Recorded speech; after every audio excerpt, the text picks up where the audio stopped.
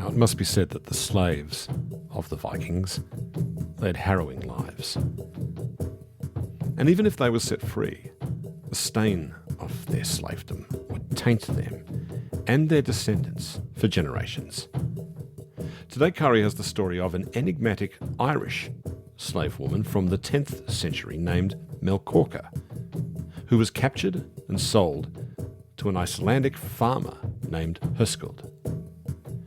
Melkorka became the farmer's concubine, but she managed eventually to rise up into a better life, even though that existence was just a shadow of the life she'd known as a girl in Ireland. Hello, Curry. Hello, Richard. To tell the story of Melkorka, we've got to start with the man who bought her and brought her to his farm in Iceland, Hoskuld, from the Salmon River country in the west of Iceland. Hoskuld was high-born by the standards of his day, and Hoskuld marries a woman named Jorun. Yeah, but we don't get the sense that it was a very warm match or really a love match. It was a very good connection for Hoskuld to make, but rather more perhaps strategic than romantic. I mean, Jorun is a good-looking, imperious woman. She's described as having exceptional intelligence. I get the sense that he wasn't as sharp as she was, and she was required to have a fair bit of patience for Hoskuld, for all sorts of good reasons, as we'll soon see. Would I be right in thinking that, you reckon, Curry? Yeah, and it's also, I think, true that women did most of the management of the farm, and then she sort of had to manage Hoskuld as well. Okay, so at some point Hoskuld decides he's going to do what ambitious young men are going to do in Iceland, which is to announce they're going to Norway to see how he'll get on. But what's his reason for going to Norway, Curry? Well, he is vain, and he does have a sense of his own importance, and he doesn't like the fact that he's living in a small house. And so he says that he's going to go to Norway because he wants to buy timber and build a bigger house that reflects his status as an important farmer, as an important leader in Iceland. So why can't he get timber in Iceland, Curry? Well, you remember the trees in Iceland? You remember the forests that we travelled through? I do. I remember being once about to record something with you, and you said, "Oh, let's just record it in that forest over there." and when I said forest, you mean that copse of shrubs over there. That barely rates as a copse, I'm afraid, Curry. So there aren't really forests. Were there ever forests in Iceland? Do we know that? Well, there's a joke, an old joke in Iceland. It's, what do you do if you get lost in an Icelandic forest? And the answer is you stand up, because then you can see over the forest. And of course, most of the trees in Iceland are birch trees that have been buffeted by the wind for decades or centuries and have a lean on them. And the sagas say that the country was cleared of its forests by the first settlers, and probably by the mid 900s there was very little timber left in Iceland. And so Icelanders had to go to Norway, which has an abundance of beautiful pine forests, in order to get wood for shipbuilding and also for house building. So Hoskuld goes over to Norway, he gets his timber, he's done well, and then he goes to Sweden. And this is when he meets Melkorka. How does he meet Melkorka? Well, there's this assembly going on at an island off the south coast of Sweden near Gothenburg. And it's an assembly where leaders meet, but it seems to be mainly about drinking, eating. They play different ball games. It's more of a festival in a way than it is an actual assembly. Hoskuld is having a good time, and one day he's distracted by the sight of a tent that's very brightly painted. And he goes inside, and there he encounters a man dressed in very expensive clothes, wearing a Russian hat. And he introduces himself as Gilli the Russian. Now Hoskuld says to Gilli, "Will you sell me something? I'd like to buy a slave girl, if you have one for sale." Now there were no slave girls on show in the tent. And Gilli gets a little bit defensive and he says, "You're trying to embarrass me by asking for something that I don't have." And that's when Hoskuld noticed that there was a curtain drawn across the tent. And Gilli opened the curtain, and behind it there were 12 women seated in a line across the back of the tent. Gilli says, "You can choose one of them if you want." So Hoskuld walks along the line of women and he inspects each one of them individually until he comes to the very end of the line. And there was a girl sitting next to the edge of the tent. She was dressed poorly, shabbily, but Hoskuld thought that she was the most beautiful of the women there. And how much does Hoskuld have to pay to buy this woman? He asks Gilli what the price is for her, and Gilli says that she's dearer than the other women. He says he wants 3 marks of silver for her. And Hoskuld says that's a lot. Slave girls don't normally cost more than 1 mark. Gilli replies, "Well, that's what I'm asking." And I also have to tell you something about her. This girl has a defect. She's mute. I've tried everything I can to make her speak, but I can't get a single word out of her. I'm not sure she can speak. Hoskuld thanks the slave trader for being honest with him and takes out his purse and counts out the 3 marks of silver that's been set as the price. He says, "Take the money. I would like to take the woman." And this is Melkorka, although Hoskuld doesn't even know that yet, because she still won't speak.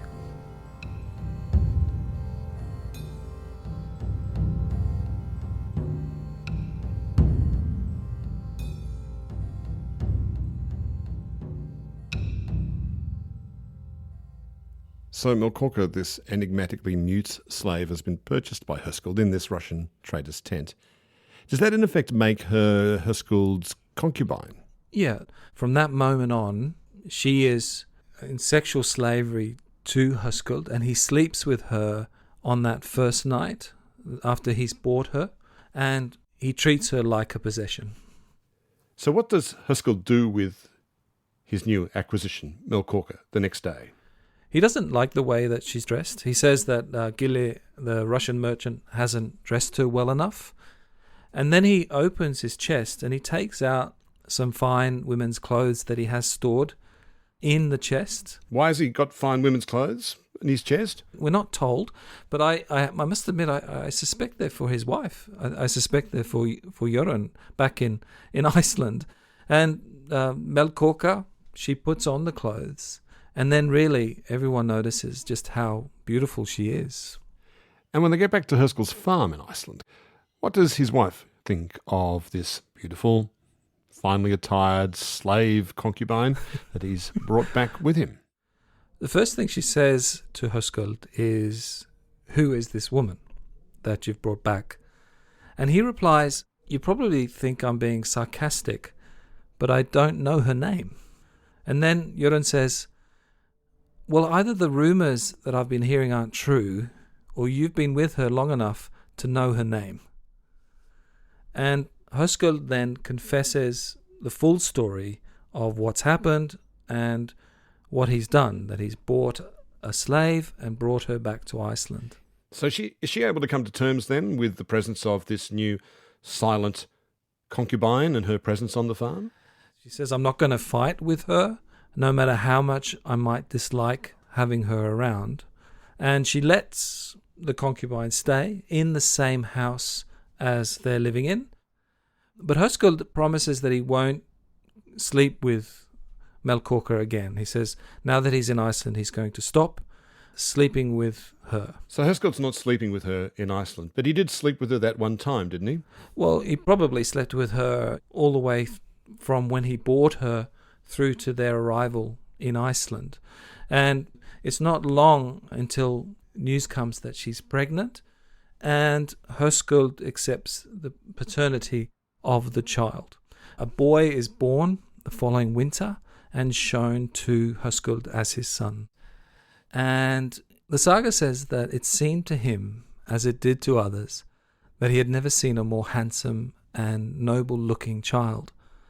He falls in love with his illegitimate child, And he names him Olaf. And how does Jorunn, Mrs. Hoskuld, feel about all this? I mean, it's one thing to tolerate the presence of a silent concubine on the farm, but now there's a son and an heir. How's she going at this point? Has she had enough at this point, Kari? We're not told exactly how she's feeling. All we're told is that she starts to demand that Melkorka should be doing some more work around the house than she has been doing up until then, or she has to go. That demand maybe gives us a little bit of an insight into what's been happening in the months before. Maybe Melkorka hasn't been doing any of the chores, any of the household work, but Jorunn has said there's enough of that. It's time for her to do her share. And how about the golden boy? Melkorka's bringing him up, but she's mute. Is the little boy learning to speak? Well, that's the first sort of mystery that we get, is that even though Melkorka doesn't speak, the child, Olaf, can speak perfectly by the age of 2. And we're told he can speak as well as a boy twice his age, as well as a boy of 4. So how is this mystery finally explained to Hoskuld? Well, Laxardalur is a long valley, and it has a river that runs through the middle of it, the Salmon River. And one day, Hoskuld is walking outside and he's following the valley, following the stream. It's a very clear, sunny day. And then he hears voices by the stream. And he goes down the sloping field towards the river to see who it is. And to his great surprise, it's Melkorka and Olaf. And she's busily speaking to the boy. She's teaching him how to talk, of course, perfectly. And finally, Hoskuld realizes that she's not mute at all. She just hasn't wanted to speak to anyone except her son.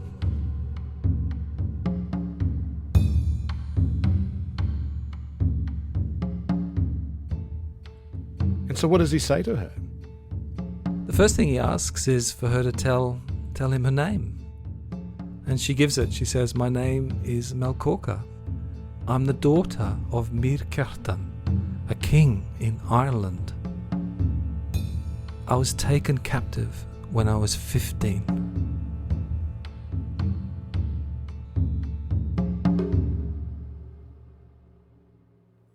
So she's Melkorka, the daughter of Melkorka. Was there such an Irish king? Does he show up in the records? There are leaders of that name. It does seem to be possible that there was a Melkorka. There's a similar name in Old Irish as it was then. And it seems like there could be a connection to that king through Melkorka, but we can't say for certain. But I think I believe Melkorka. And she hasn't said anything because no one's asked her anything? I think a girl of 15 has been kidnapped and taken from her family in Ireland. She's been put into slavery. She's been put on show and sold. I think she's decided that she'd prefer not to speak. That perhaps that's the one thing she has left in this terrible situation. She has her silence. So now she's talking. Well, she's told Hoskuld that she's the daughter of an Irish king. What happens when he goes home and tells Jorunn, his wife, that her name's Melkorka, she can talk, and she's telling us she's the daughter of an Irish king? How does that go over? Jorunn says, there's no real way of telling who Melkorka is or whether what she's saying is true. And she adds this note. She says, I don't like people who make a mystery of themselves. She's not saying, Your Majesty, welcome to our humble home. I think she's thinking that is a clever thing to say in this situation. Right. And so Jorunn is making Melkorka serve on her. She's making her maidservant. And so Melkorka has the job of undressing Jorunn and putting her clothes away. And one evening, she's put her shoes down and she set her stockings aside. And suddenly Jorunn picks up the stockings and starts hitting Melkorka on the head with them. With stockings? Yeah, That's not going to hurt. Well, I guess if you could somehow tie them up or create a kind of a whip out of them. Okay. But I think the point here is not the weight of the stockings. I think it's that there's this incredible frustration that's been building up. And she just grabs what's at hand and starts thrashing Melkorka. With stockings. With stockings, yes. Melkorka flies into a rage and she punches Göran on the nose and draws blood. And Hoskuld hears the two of them fighting and runs into the room and has to separate them and stop them fighting. And at that point, he decides that the best thing is perhaps if Melkorka has her own house a little bit further up the valley, and he builds a small house for her and her son Olaf, and they go and live at a separate place.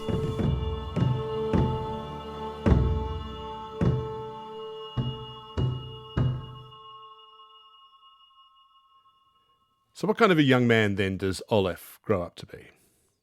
Well, he's sort of everything that Hoskuld wants in a son. He's an extremely handsome young boy. He's very, very intelligent and amiable. Also rather vain. He's given the nickname Olavur Pál, which means Olaf the Peacock, because he's so concerned about how he looks. And so he's very sort of courtly, in a way that perhaps reflects in the saga mind something of his origins, this mysterious origin at an Irish court. And Hoskuld wants to set him up. And to do that, he comes up with a fostering arrangement with a man called Thor Goddi. Now, fostering was really quite common at this time. It was a way of sealing allegiances and making connections. And so the way it worked was that people were sent to another family as children and then raised there. And that's what happens to Olaf. But Melkorka's not very happy with this arrangement because the foster father isn't really a really important person. But Hoskuld says, look, it's a fine arrangement because even though Thor is not necessarily one of the leading people of Iceland, he's one of the richest and he's old and he'll leave everything to Olaf. And so Melkorka agrees. She lets her son be fostered with the hope that one day he'll be a rich young man.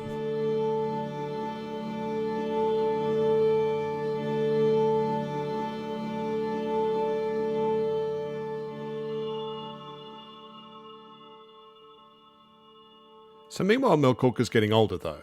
How does she then get out from underneath the weight of being Hoskuld's concubine, his slave, and at the same time to help her son claim his rightful inheritance as a prince of Ireland? Yeah, I mean, she's in this really difficult position because on the one hand, Hoskuld has enslaved her. On the other hand, he's now ignoring her and not supporting her anymore. He seems to have gotten bored with his concubine. And that means that he might get bored with Olaf too, with the child. And she must be worried about what's going to happen to her son. And so she comes up with a plan to get Olaf abroad, to get him back to Ireland. She's going to need to marry. And she marries a wealthy man called Thorbjorn the Feeble. He had always been interested... Excuse me. Did you say Thorbjorn the Feeble? Yes, I'm afraid his nickname is Feeble. And I hang on, just a second. I think we need to make a list of Vikings with unflattering names. And I've got quite a few on that list already. I think we've had Eolf the Foul. Yeah. We've got certainly in Snorri Sturluson's time, he married off one of his daughters to a man called Arni the Quarrelsome. I wonder. He may have had other outstanding qualities. And now we have Thorbjorn the Feeble. Yeah. They don't make any bones, the Vikings, do they? They go, well, that's who you are. You're Thorbjorn the Feeble, and thus you will ever be known as. You evidently you didn't get like a right of reply. No. In this situation, like when you say feeble, do you mean fabulous, or could we please reconsider the whole feeble thing? Can I be Thorbjorn the Gentle? He said, no. It says here you're Thorbjorn the Feeble, and that's just it from now on. It doesn't seem fair. Okay, so he's proposed to Melkorka, Thorbjorn the Feeble. I wonder what his proposal was like. Apparently, it was a bit half-hearted. We're getting sidetracked here. She had rejected him in the past, but now she thinks, this could be useful. He's got money, and she says to him, look, I will marry you if you sponsor Olaf's trip to Ireland. I want him to meet his grandfather, and I want people to know that he's not just a concubine's son. She wants to clear this reputation, the status that she has, that Olaf has inherited. So she's got the money now then to send her son to Ireland. How is he going to prove who he is to the King of Ireland? She gives him 3 things to take. She gives him a gold ring that she was given as a teething present. And she also gives him a small knife and a belt. And they were gifts from her nurse when she was small. And she says, if you present these things to my father and to my nurse, they'll know who you are. But as it is, they recognize him without those gifts. They recognize his looks. He looks like they do. And he is accepted straight away into that family. Has he got any Gaelic language? Has he been able to get that from his mother? Yeah, we're told that he speaks fluent Icelandic, Norse, and also fluent Old Irish, the former version of the Gaelic language. So he has both languages. An example of a bilingual person who was able to move between Ireland and Iceland. Does he go and see the nurse while he's in Ireland? Yeah, he finds the nurse and she's still alive. And she's greatly moved by the gifts, seeing them again, and by news of Melkorka's survival and that she's still living and that she's in Iceland.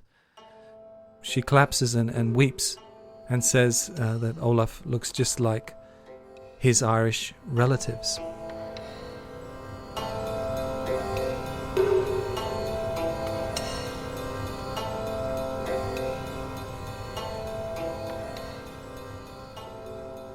And meanwhile, back in Iceland, how does Melkorka serve out her last years? In the end, Melkorka settles down with Thorbjorn, the unfortunately named, and it seems they have a reasonable marriage. Hoskuld isn't happy about the marriage to begin with. He's angry that she's married someone else, even though he's not interested in her anymore. He doesn't want her to have, I guess, her own life, but he accepts it eventually. And when Melkorka dies, it's in Iceland and it's married to Thorbjorn, and the two of them were actually buried together in a cairn, side by side.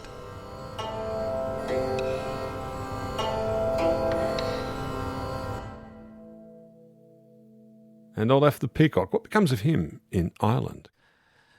Olaf the Peacock becomes one of the great men of his age. His father, Hoskuld, manages to arrange a really great match for him to a woman called Thorgerð, and she's the favourite daughter of Egill Skallagrimsson. Oh, he marries that Thorgerð? Yes. The clever daughter of Egill Skallagrimsson? Yes, that famous daughter. Well, she's going to be a crucial figure in an episode that's a little further down the track. Yes. Thorgerð is actually, to begin with, horrified at the thought that she's going to be betrothed to a concubine's son, and she refuses and she accuses Egill, her father, of not really loving her as much as he always said he did. And it looks actually as though the marriage won't go ahead. But then the two of them see each other. They're at the Althing, the summer assembly, and Olaf happens to walk into a tent where Thorgerð is sitting. And he's immediately impressed with her and finds her beautiful, beautifully dressed. And he sits down beside her. And he says, "You must think it's very bold of a concubine's son to dare sit next to you and speak to you." She says, "You've no doubt think you've done more daring deeds than talk to women." And with that teasing opening where they made fun of each other, they fall into this deep conversation, and they end up spending the whole day together. And at the end of it, they agree that the match should be raised again between their fathers. And Olafur Pál, Olaf the Peacock, he did marry Þorgerð, the daughter of the great warrior poet Egill Skallagrimsson, and made one of the greatest matches of the time. The slave's boy had married into the Icelandic elite.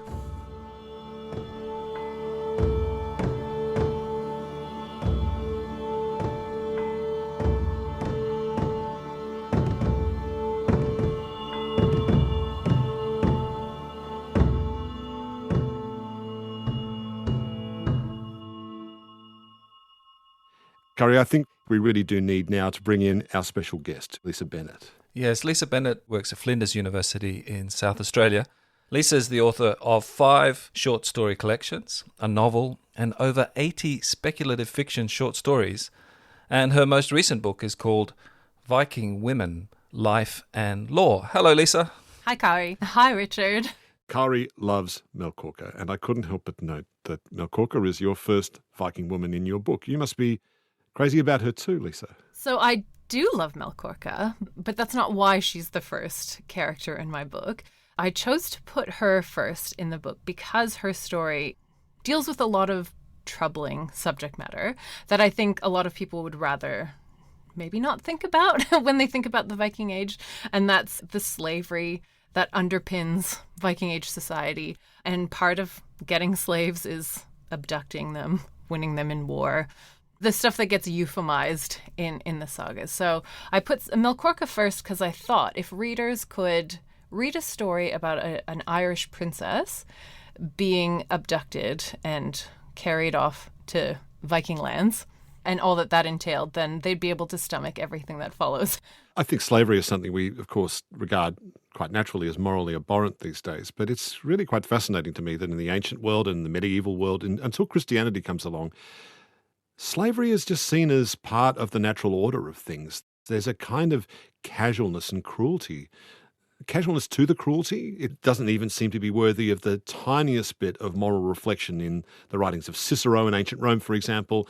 Do we ever see this in the sagas, that there's any kind of troubled attitude towards enslaving one soul to another? I don't think that there is. It's just one of those things that's so part of life, it's not even worth talking about at length. There are remarkable slaves like Melkorka, whose story is remarkable not because she's a slave, but because she hides her true identity for so long. The slavery part is kind of, whisked under the carpet a little bit after she gets up to Iceland. So that part of the story of her actually leaving Ireland is something that's implied rather than explored. Other sagas will show slaves behaving in quite despicable ways, almost as if they're being used as examples of that kind of low society. Then other slaves behave well or are rewarded for things that they've done. But other than that, it's not like everyone sits and ponders, should we be doing this at all? Instead, slaves are the mules that are driving the machine of the Viking Age, and that's how they're treated most of the time. Ancient philosophers, if they write about the souls of slaves, they've always got some kind of rationale to say that slaves don't have proper souls, or they're not properly ensouled like us free people. Why do you think, Curry, that they attract such scant mention in the sagas? The picture we get of slavery is that it's a sort of an unfortunate condition that people can fall into. They're also able to work their way out of it. So to some extent they are given a sympathetic understanding that they do want more for themselves, and that a slave will attract freedom in the right circumstances. But I totally agree with Lisa that the institution of slavery is not considered a problem, but it is a sort of misfortune to fall into slavery, and it can happen through the happen chance of war, that you could become a slave, even though you're noble by birth. The really awful thing, I think, that attaches to slavery, though, is a shame that can be carried down through the generations. So even though you have done nothing wrong to become a slave, you just happened to be caught in a fight, you got taken away and sold, for the next 2, 3, 4 generations, if people hear that you have been descended from a slave, It's going to make life harder for you. You are somehow dirty because of that.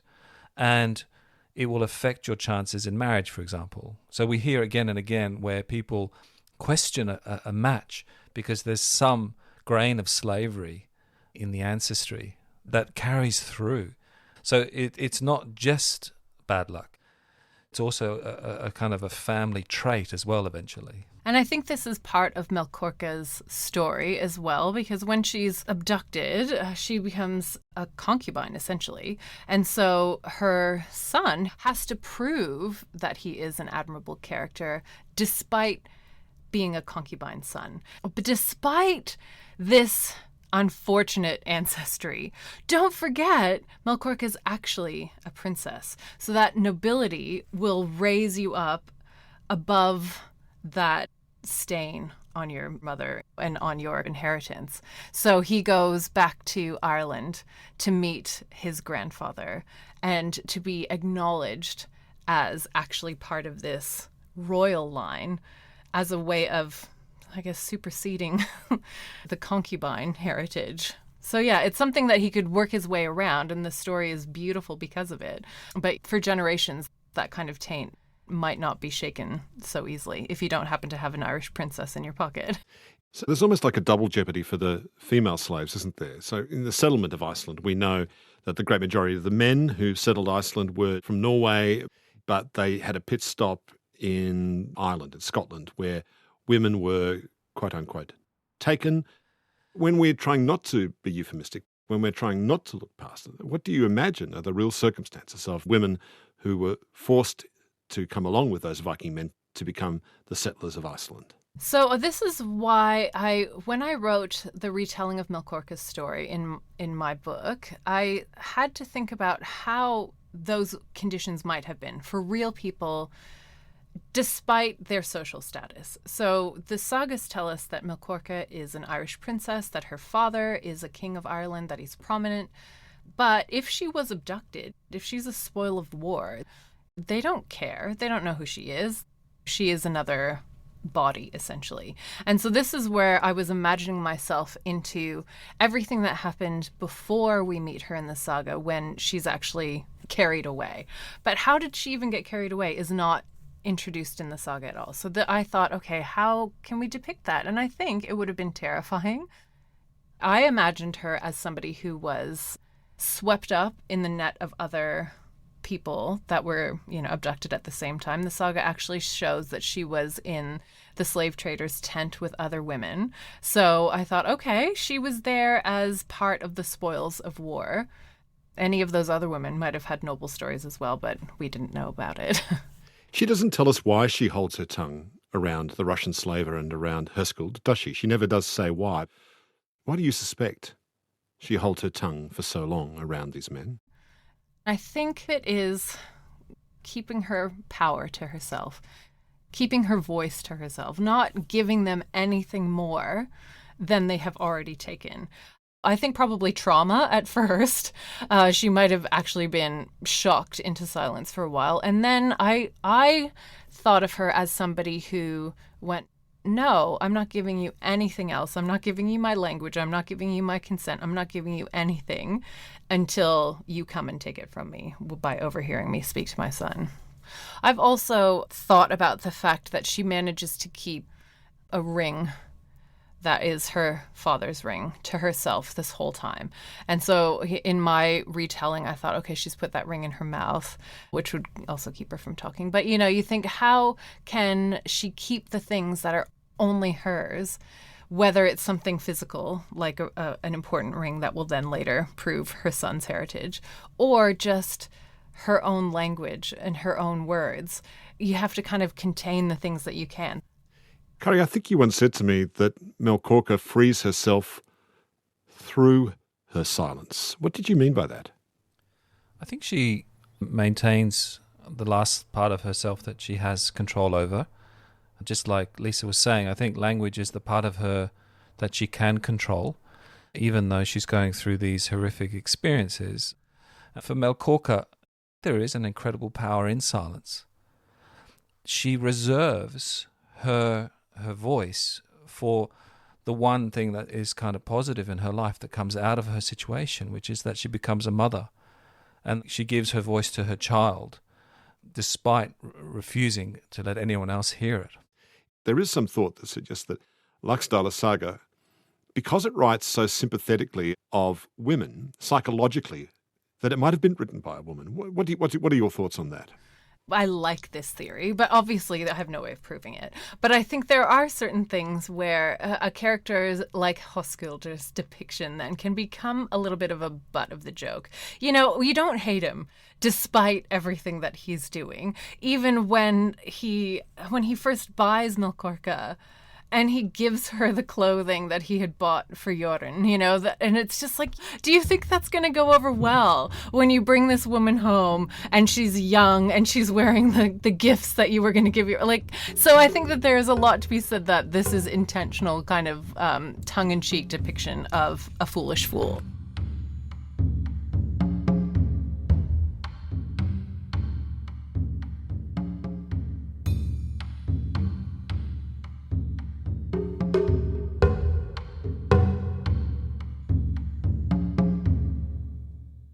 Kari, you were talking earlier there about the stigma in Iceland around slavery and having slavery in your ancestry. Aren't you all descended from slaves? All those women that were stolen, abducted from Ireland and Scotland, were in effect brought over to Iceland to settle Iceland as slaves. And half your Icelandic DNA is Celtic. And if so, I don't get the stigma then if you all have slave ancestry in you. Yeah, I don't think people today feel ashamed of the Irish ancestry in Iceland. I know that in my family there's quite a lot of red hair, and so I am assuming that part of my DNA is Irish, and the decode research that's been done on the Icelandic gene pool has shown that many women who arrived in Iceland early in the settlement were from the British Isles. So why all this petty bourgeois stigmatisation of this thing? Well, I think at the time the sagas were being written, slavery was regarded as an inferior state. The act of slavery, especially Christians enslaving other Christians, was seen by that time as an immoral act. And people who were promoting Christian values, I think, must have been mortified by some of the behavior of their ancestors. At the same time, the sagas as a whole are a project in honoring ancestors. And that's the beauty of them. They don't moralize to their ancestors. They don't tell their ancestors all the time that they're wrong and that they were incorrect because they were practicing pre-Christian beliefs and pre-Christian social forms. And so, you know, that puts you in a little bit of a bind, doesn't it? Because at the same time as you really value your ancestors, there are things about them that you don't necessarily want to go into detail about. And that's where shame exists, doesn't it? In that gap between cherishing and dreading something in the past. And whether you're born lucky or you're born unlucky, there are some things that you're tarred with that brush right from the beginning. And for some characters, there's nothing they can do to shake it. And so perhaps the reluctance to be associated with slavery is a suggestion that, well, that's because you're just inherently lower than all of the other people. If we go to pre-Christian Viking values, though, is it that the sin of the slave was that the slave was weak enough to be enslaved? Was that the shortcoming of the slave? I think luck is a big factor, that your inherent luck, you can't change it no matter what you do, no matter how noble you behave. If you are born unlucky, and some characters are, you're just always going to get the short end of the stick. But what's the shame? What's the shame? Is it for the weakness, though, or for the unluckiness? Well, remember that honor is an absolute value. So if you've been stolen as a person and you've been made someone else's human, you have essentially been robbed of all your honor. In a pre-Christian honor system, you have been reduced to an honorless entity. I kind of think of it like honor pie. There's only so much honor in the world. And in order for somebody to get more honor, they have to steal honor from somebody else. So people who are slaves don't even get part of the pie. They don't have any social currency whatsoever. So that is where the shame comes from. Not necessarily weakness. Lack of luck often ties with honor or honorable or dishonorable behavior, but not being able to even count to come to the table and share a piece of that honor pie, I think is where it's really more shameful. In the War of the Women in Njal Saga between Helgeth and Bergthora, don't they send slaves as their proxies into battle who end up having to murder each other at the direction of these two angry, hate-filled neighbours? And the implication is that that is the most honour that they can expect. To have the notoriety of having performed a killing and living for a day or two before they're killed. A student of mine who worked as an air steward, she once told me that there's only one part of being an air steward that's good, which is the walk from the aeroplane to the minivan, right? That's the bit that where you get to look glamorous. And that's this slave, right? He's just killed someone and he's got a day before he dies. And that day's honour is all he's going to get. Lisa, there's one thing in this story of Melkorka that I have mixed feelings about, and that's the revelation she's really an Irish princess. Because until this point, I'm really enjoying the fact that she just has this inherent noble bearing to her. She doesn't need to be secretly of noble birth. That means she's kind of touched with the magic of that kind of genetic inheritance. Are you pleased or indifferent to the revelation that she's really an Irish princess?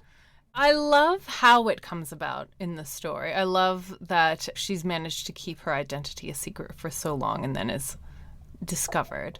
But I guess what makes it palatable for me is that it shows that she is looking out for her kid. So she probably couldn't care less if any of them find out about her heritage until it's important for establishing a really reputable life for her son. And that's when the reveal comes out. So I'm willing to accept that she is going, okay, now I'm going to set my kid up, and so that he doesn't have to live the life that I've lived. He doesn't have to be beholden to owners or anything like that. And so I think, okay, from a kind of storytelling perspective, you can see why it happens the way it happens, but from looking at a character perspective, that's what sells it for me, even though there's so much kind of folkloric couching of that reveal. And don't forget that Hoskuld's wife, Jurun, she says, right, that's what she's saying, is it? That she's a princess. We can all say that. We could all say that about ourselves. There was a guy that used to hang around the pubs of Balmain in Sydney who said he was the Prince of Breffni, the uncrowned King of Ireland, the descendant of Brian Boru, and wore a medallion and handed out Irish knighthoods to people as well. So, but I'm sure Melkorka's telling the truth. As always, it's such a pleasure speaking with you, Lisa. Thank you so much. Thank you. It's been a delight. Thank you, Lisa. Next on Viking Lives, Kari has the story of a woman known as Oath the Deep-Minded, who became a Viking queen of Dublin and then a powerful chieftain in her own right. This episode of Viking Lives was made on the lands of the Gadigal, Turrbal and Jagera peoples. It was produced by Kari Gislason and me, Richard Feidler, with music by me as well. Production manager and slave master of the podcast Tent is Miles McGuire. Thanks for listening.